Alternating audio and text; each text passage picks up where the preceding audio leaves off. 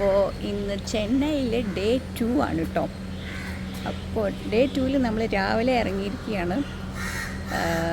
ഇന്ന് കുറച്ച് സ്ഥലങ്ങൾ കാണാനുണ്ട്. അപ്പോൾ എവിടെയാണെന്നുള്ളത് ഞാൻ പോകെ പറയാം.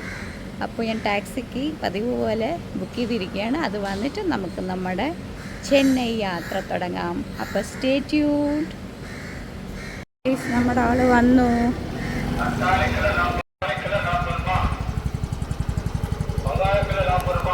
അപ്പോൾ ഞാൻ ഇന്ന് ബുക്ക് ചെയ്തിരിക്കുന്നത് ടാക്സിയാണ്. ടാക്സിയല്ല, സ്കൂട്ടർ. അപ്പോൾ ഇത് 3 കാറ്റഗറി ഉണ്ട് കേട്ടോ ഇവിടെ. ബൈക്ക്, ആണുങ്ങൾ ഓട്ടിക്കുന്ന ബൈക്ക്, അതാണ് ഏറ്റവും റേറ്റ് കുറവ്. അത് കഴിഞ്ഞൊരു സ്കൂട്ടി എന്ന് പറഞ്ഞിട്ടൊരു സെഗ്മെൻ്റ് ഉണ്ട്, അത് കുറച്ചും കൂടി റേറ്റ് ജാസ്തിയാണ്. പിന്നെ വരുന്നതാണ് ഈ പെണ്ണുങ്ങൾ ഓട്ടിക്കുന്ന സ്കൂട്ടിയൊക്കെ. അപ്പോൾ അത് കഴിഞ്ഞ് പിന്നെ ഇവിടെ 2 കാറ്റഗറി ഓട്ടോ എന്ന് പറഞ്ഞിട്ടുണ്ട്, ഓട്ടോ ലൈറ്റ് എന്ന് പറഞ്ഞിട്ട്. പിന്നെ ഉള്ളത് കാറാണ്. അങ്ങനെ നമ്മുടെ ചോയ്സിന് ഇഷ്ടമുള്ള മാതിരി നമുക്ക് റൈഡ് ബുക്ക് ചെയ്യാം. ഇപ്പോൾ മെയിൻ റോഡിലേക്ക് കിടന്നിരിക്കുകയാണ്. ഞാൻ നിൽക്കുന്നത് നന്ദനം എന്ന് പറഞ്ഞ സ്ഥലത്താണ്. അപ്പോൾ ഇതിന് അടുത്തുള്ള കുറേ ലൊക്കേഷൻസാണ് ഇന്നത്തെ എൻ്റെ പ്ലാനിൽ ഇട്ടിരിക്കുന്നത്. അപ്പോൾ ഏറ്റവും ഫസ്റ്റ് വരുന്ന ലൊക്കേഷനിലേക്കാണ് ഞാനിപ്പോൾ പോയിക്കൊണ്ടിരിക്കുന്നത്. ഇന്നലെ രാത്രി മഴ പെയ്തിട്ടുണ്ടായിരുന്നു കേട്ടോ. അതാണ് കുറച്ച് നനവൊക്കെ ഉണ്ട് റോഡിലൊക്കെ കാണുന്നത്. നല്ലൊരു കൂൾ ക്ലൈമറ്റ് ആയിരുന്നു കേട്ടോ. ഞാനൊന്ന് കുറച്ച് നേരത്തെ ഇറങ്ങുകയും ചെയ്തു, അതുകൊണ്ട് ട്രാഫിക് അധികമായിട്ടില്ല. അതുകൊണ്ട് വേഗം നമുക്ക് ലൊക്കേഷനിലേക്ക് കവർ ചെയ്യാം. ഞാനിപ്പോൾ ഈ പോയിക്കൊണ്ടിരിക്കുന്നത് അന്നാസാലയിൽ കൂടെയാണ്. ഇത് മുന്നേ അറിയപ്പെട്ടിരുന്നത് സെൻറ്റ് തോമസ് മൗണ്ട് റോഡ്, അഥവാ ഇവിടെ പോപ്പുലറായിട്ട് അറിയപ്പെടുന്നത് മൗണ്ട് റോഡ് എന്നാണ്. അന്നാസാലൈ ചെന്നൈയിലെ ഏറ്റവും ഇമ്പോർട്ടൻ്റ് ആയിട്ടുള്ള ഒരു റോഡാണ്. ഇത് EVR പെരിയാർ സാലയിന് ശേഷം സെക്കൻഡ് ലോങ്ങസ്റ്റ് റോഡ് ആണ് ചെന്നൈയിൽ. ഒരുപാട് കമേഴ്ഷ്യൽ എൻ്റർപ്രൈസസിൻ്റെയും പബ്ലിക് ബിൽഡിങ്സിൻ്റെയും ഹെഡ് ഓഫീസ് ഈ അന്നാസാലയിൻ്റെ ഇരുഭാഗമായിട്ട് സ്ഥിതി ചെയ്യുന്നു. ഇപ്പോൾ മെട്രോ എക്സ്റ്റൻഷൻ്റെ ഭാഗമായിട്ടും റോഡ് വലുതാക്കുന്നതൊക്കെ ആയിട്ട് ഒരുപാട് പുതിയ കൺസ്ട്രക്ഷൻസ് വരുന്നുണ്ട്. അപ്പോൾ ചില റോഡൊക്കെ 1 വേ ആക്കിയിട്ടുണ്ട്. അപ്പോൾ അത് കാരണം റോഡിൽ ഇത്തിരി കൺജഷൻ ജാസ്തിയാണ് കേട്ടോ. ഈ റോഡിൽ നേരെ പിന്നിലോട്ട് സഞ്ചരിച്ചാൽ നമുക്ക് ട്രിച്ചിയിൽ എത്താം. മഴ പെയ്തുകൊണ്ട് അത്യാവശ്യം വെള്ളക്കെട്ടൊക്കെ ആയിട്ടുണ്ട് കേട്ടോ അവിടെ ഇവിടെയൊക്കെ ആയിട്ട്.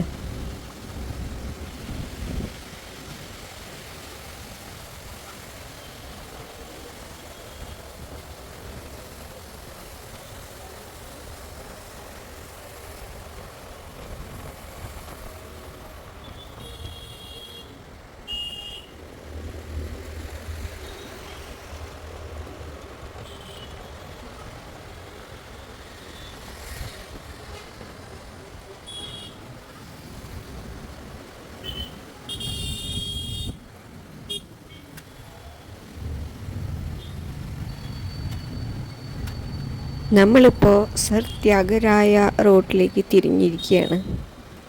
അപ്പം ഞാൻ പറഞ്ഞില്ലല്ലോ നമ്മൾ എങ്ങോട്ടാണ് പോണേന്നുള്ളത്. ഇപ്പോൾ പോണത് MGRൻ്റെ ഒഫീഷ്യൽ റെസിഡൻസ് കാണാൻ വേണ്ടിയിട്ടാണ്. അത് ടി നഗറിലാണ് ഉള്ളത്. അപ്പോൾ നമുക്ക് അവിടെ എത്തിയിട്ട് ബാക്കിയുള്ള വിശേഷങ്ങൾ കാണാം.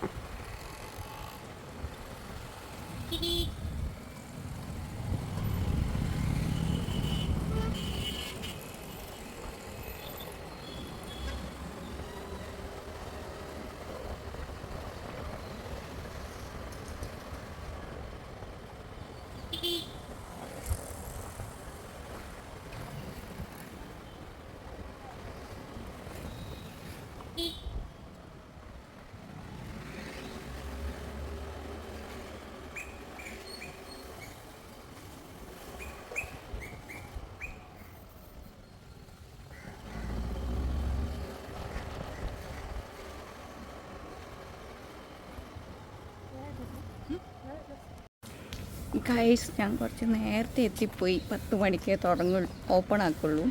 അപ്പോൾ ഇനി കുറച്ച് നേരം ഇവിടെ ഇങ്ങനെ വട്ടം കറങ്ങി നടക്കണം. ഇത് ആക്ച്വലി ഞാനിപ്പോൾ ടി നഗറിലുള്ളത്. കാണിച്ചു തരാം. ഇതാണ് സംഭവം. നിറച്ച് അപ്പാർട്ട്മെൻറ്റ്സ് വീടുകളൊക്കെയാണ്.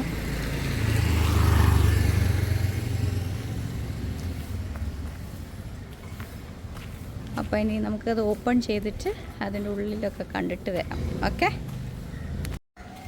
ഇവിടെ ഒരു Sri Aishwarya sarees temple of silk cotton sari ഷോപ്പൊക്കെ ഉണ്ട് കേട്ടോ. ഇതാണ് MGRും അദ്ദേഹത്തിൻ്റെ ഭാര്യ ജാനകിയും താമസിച്ചിരുന്ന അദ്ദേഹത്തിൻ്റെ ഒഫീഷ്യൽ റെസിഡൻസ്. മരണശേഷമാണ് ഈ വീട് ഒരു മ്യൂസിയമായിട്ട് കൺവേർട്ട് ചെയ്തത്. വെബ്സൈറ്റിൽ വന്നിട്ട് ഇതിൻ്റെ ഓപ്പണിംഗ് ടൈം 9 എന്നാണ് കൊടുത്തിരിക്കുന്നത്. പക്ഷേ ഇവർ 10 മണിയാകുമ്പോഴേ തുറക്കുള്ളൂ കേട്ടോ. അപ്പോൾ ഇതാണ് കേട്ടോ ഗേറ്റ് തുറന്നാലുള്ള അകത്തേക്കുള്ള കാഴ്ച എന്ന് പറയുന്നത്. ഉള്ളിലേക്ക് ഇവർ വീഡിയോ എടുക്കാനൊന്നും സമ്മതിക്കില്ല. അതുകൊണ്ട് ഉള്ളിലത്തെ ഒന്നും കാണാൻ പറ്റില്ല. സൈഡിൽ തന്നെ ഒരു MGRൻ്റെ സ്റ്റാച്യു ഉണ്ടാക്കി വെച്ചിട്ടുണ്ട്. അപ്പം ഇനി ഞാൻ ഉള്ളിലൊക്കെ ഒന്ന് കണ്ടിട്ട് വന്നിട്ട് പറയാം. ഫ്രണ്ട്സ്, അങ്ങനെ നമ്മുടെ MGRൻ്റെ ഒഫീഷ്യൽ റെസിഡൻസ് കണ്ടു. ഇതിന് എൻട്രൻസ് ഫീ ഒന്നുമില്ല. ഇതിൻ്റെ ഉള്ളിലേക്ക് അദ്ദേഹം ഉപയോഗിച്ചിരുന്ന മൊമെൻറ്റോസ്, അദ്ദേഹത്തിന് കിട്ടിയിരുന്ന മൊമെൻറ്റോസും ഡ്രസ്സും അങ്ങനെ ഓരോ കാര്യങ്ങളാണ് കേട്ടോ. അപ്പോൾ ഇവിടെ നിങ്ങൾ ചെന്നൈയിലുണ്ടെങ്കിൽ തീർച്ചയായിട്ടും വന്ന് കാണണം. മസ്റ്റ് വേർത്താട്ടോ.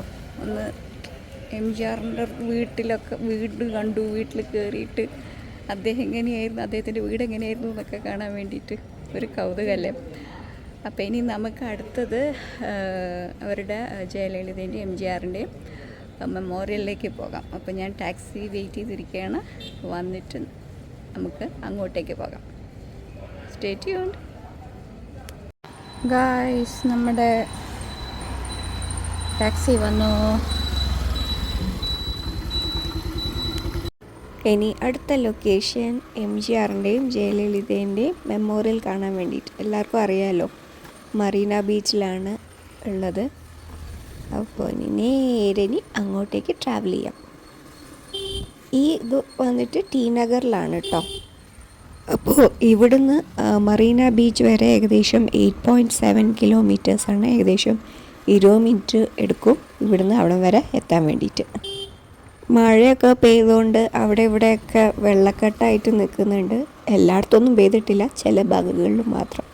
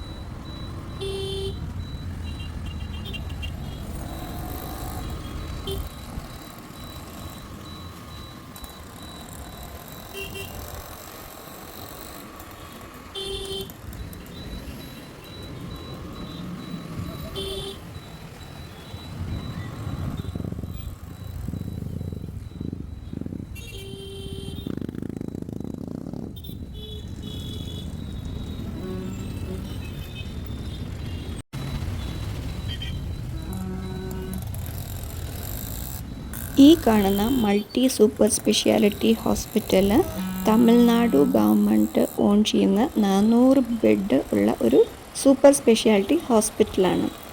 ഇതാദ്യം ഈ കോംപ്ലക്സ് തുടങ്ങിയത് ഒരു Tamil Nadu legislative assembly and secretariat complex ആയിട്ട് 2010 ഈ ബിൽഡിങ് ഓപ്പൺ ആക്കിയത്. പക്ഷേ 2014 ഇത് ഹോസ്പിറ്റലാക്കി കൺവേർട്ട് ചെയ്യുകയാണ് ചെയ്തത്.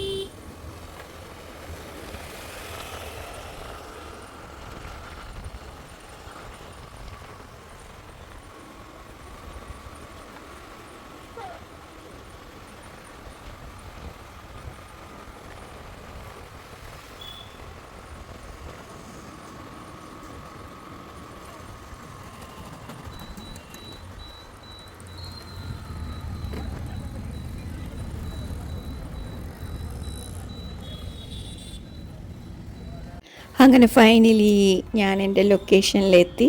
ഇവിടെയാണ് MGRൻ്റെയും ജയലളിതയുടെയും മെമ്മോറിയൽ ഉള്ളത്. അപ്പോൾ സ്റ്റാർട്ടിങ്ങിൽ തന്നെ ഇതേമാതിരി 2 എതള് മാതിരി ഒരു ഹ്യൂജ് എൻട്രൻസ് ഉണ്ട് കേട്ടോ.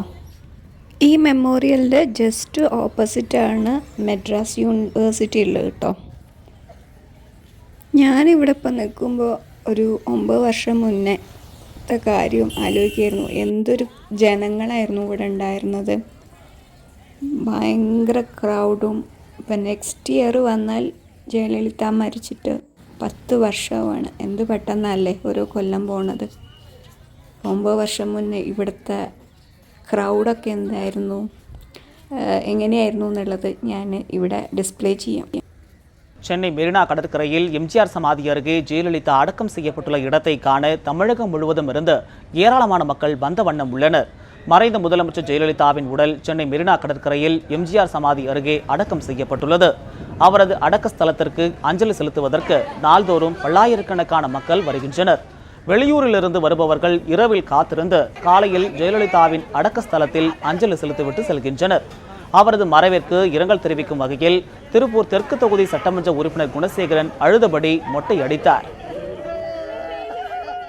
மாண்புமிகு புரட்சித் தலைவர் அம்மாவோட சமாதியை பார்க்க வந்தேன். 6 முறை முதலமைச்சர் தான் இருக்காங்க. அவங்க சாதனைனா சொல்லவே முடியாத சாதனை. அதேமாரி படிப்பில் கெட்டியாக இருந்தாங்க. அதேமாரி கலை உலகத்தில் ராணியாக இருந்தாங்க. அதேமாரி அரசியலில் வீரலட்சுமியாக இருந்திருக்காங்க. பெண்களை விழிப்புணர்வு கொடுத்து நீங்களும் தைரியமாக உறுதி மனசோடு இருக்கணும் அப்படின்னா அந்த ரோல் மாடலே அம்மாவால் தாங்க எங்களுக்கு கிடச்சிருக்கு. அதனால தான் இன்றைக்கி எங்கள் கணவர் வந்தாரோ, என் பசங்க வந்தாங்களோ, யார் வந்தாங்களோ இல்லையோன்னு சொல்லிட்டு நாங்கள் எல்லாருமே தனியாக இதை பார்த்துட்டு அம்மாவுக்காக நாங்கள் பேசணும்னு முன்கூட்டி வரோம் பாருங்கள். இதுதாங்க அந்த அம்மாவோடைய வெற்றியே. அவங்க இல்லைன்றதே இல்லைங்க, எங்களோட தான் இருக்காங்க. பாரத ரத்னா என்ற பட்டத்தை கவர்மெண்ட் ஆஃப் இந்தியா இந்த அம்மாவுக்கு கொடுத்து சிறப்பிக்க வேண்டுகிறேன். அதுவும் வரப்போகிற சுதந்திர தினத்திலோ அல்லது ரிப்பப்ளிக் டேயிலோ the madam should be awarded Bharat Ratna. இந்தியாவினுடைய புனித மங்கை, மிகச்சிறந்த தலைவி அம்மா அவர்களுக்கு அவருடைய இழப்பு மிகப்பெரிய பேரிழப்பு. இந்த வெற்றிடம் எவ்வாறு நிரப்பப்படும் என்பதை எதிர்கால இளைஞர்கள் தீர்மானிக்க வேண்டும். தூய்மையான தமிழகத்தை உருவாக்குவதிலும் அம்மாவை இழந்து வாடும் தமிழக மாணவர்கள் அனைவருக்கும் எங்களுடைய ஆழ்ந்த இரங்கலை தெரிவித்துக் கொள்கிறோம். அம்மாவோட இழப்பு எங்களுக்கு பெரிய ஒரு இழப்புங்க. அந்த மாதிரி முதலமைச்சர் இனி யாருமே வர முடியாது. அந்த மாதிரி ஆட்சி, நல்லாட்சி செய்கிறவங்க யாருமே, அதுவும் ஒரு பெண்ணாக இருந்து ஆணாதிக்கத்து மத்தியில் அவங்க செஞ்ச ஆட்சி சாதாரணது கிடையாது. ஒரு பெண் சிங்கமாக நின்னாங்க. இப்போ அவங்கள இழந்துட்டு நாங்கள் இருக்கிறது ரொம்ப மனசு கஷ்டமாக இருக்குது. கனவுல கைவிட்டப்பட்டவர்களுக்கும் சரி, கனவுல இழந்தவங்களுக்கும் சரி, எல்லா சலுகையும் அவங்க தான் பண்ணுவாங்க, அம்மா தான் பண்ணுவாங்க. அந்த மாதிரி தெய்வத்தை நாங்கள் இனிமேல் எங்கேயும் பார்க்க போகிறது கிடையாது. தமிழகத்துக்கு ஒரு இழப்பு அது. தமிழமே இல்லை என்றதுனால நான் சொல்வேன். நான் எங்கள் அம்மா இல்லாமல் எங்களுக்கு ரொம்ப கஷ்டமாக இருக்குது சார். அம்மா தான் எங்களுக்கு தெய்வம். அம்மா விட்டு நாங்கள் எப்படி வாழ போகிறோன்னு தெரியல. அவசரப்படுறோம். நாங்கள் அம்மா மாதிரி ஒரு தலைவி வர உலகத்திலேயே பிறக்க முடியாது. அந்த அம்மா மாதிரி புரட்சித் தலைவி அம்மா அவர்களின் இழப்பு தமிழகத்துக்கு ஒரு பேரிழப்பு. தமிழக மக்களோட நீங்காத இடம் பெற்றுள்ளார். அவங்க இலவச மருந்தகம், இலவச அப்புறம் உணவகம் போன்ற பசுமை புரட்சி காய்கறி மற்றும் +1 +2 படிக்கும் மாணவிகளுக்கு இலவச சைக்கிள் மற்றும் மடிக்கணினி திட்டம் போன்ற நல்ல திட்டங்களை அந்த அம்மா வந்து அறிவித்து மக்களுக்கு வந்து நல்ல ஹெல்ப்ஃபுல்லாக இருந்து உள்ளார். இதுக்கப்புறம் இது யார் பண்ண போகிறாங்க சரியாக தெரியல. எங்களுக்கு அம்மாவே அந்த துக்கம் தாங்க முடியல. நாங்கள் சோறு தண்ணி இல்லாத 3 நாள் அந்த அம்மா துக்கத்துலேயே நாங்கள் இருக்கோம். இனி ஒரு அம்மாவை நாங்கள் எங்கேருந்து பார்க்க போகிறோம்? எங்களுக்கு வீட்டுக்கு தெய்வமே அவங்க தான். இனி யாரையுமே இனி நாங்கள் வணங்க மாட்டோம். தெய்வமாக அவங்க தான் வணங்குவோம். இதனிடையே மெரினாவில் ஜெயலலிதா நினைவிடத்தை பார்க்க வருபவர்களுக்கு அதிமுக தலைமைக் கழகம் சார்பில் இலவச உணவு மற்றும் தண்ணீர் வழங்கப்பட்டு வருகிறது. இதேபோல் சென்னை பெருநகர மாநகராட்சி சார்பாக சிறப்பு மருத்துவ முகாமிற்கு ஏற்பாடு செய்யப்பட்டுள்ளது. ഈ മ്യൂസിയം ഓപ്പൺ ആക്കിയത് 2021 അപ്പോൾ ഇവിടെ ശ്രീമതി ജയലളിതേൻ്റെ ബാക്ക് സ്റ്റാച്യു കാണാം. പിന്നെ അതുപോലെ ഒരുപാട് ഫോട്ടോസും മ്യൂറൽസും ഒക്കെ.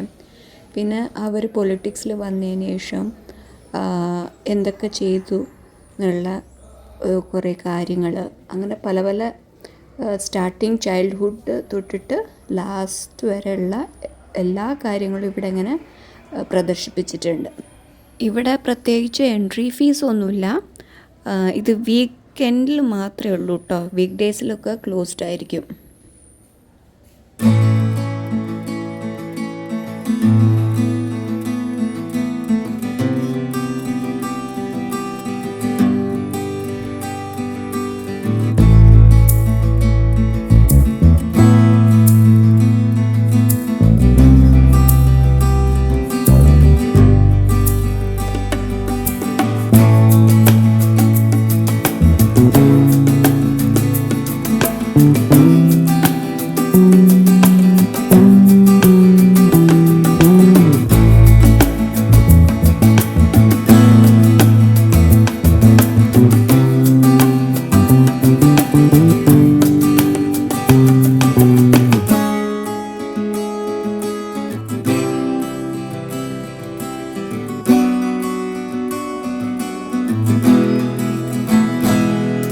Thank you.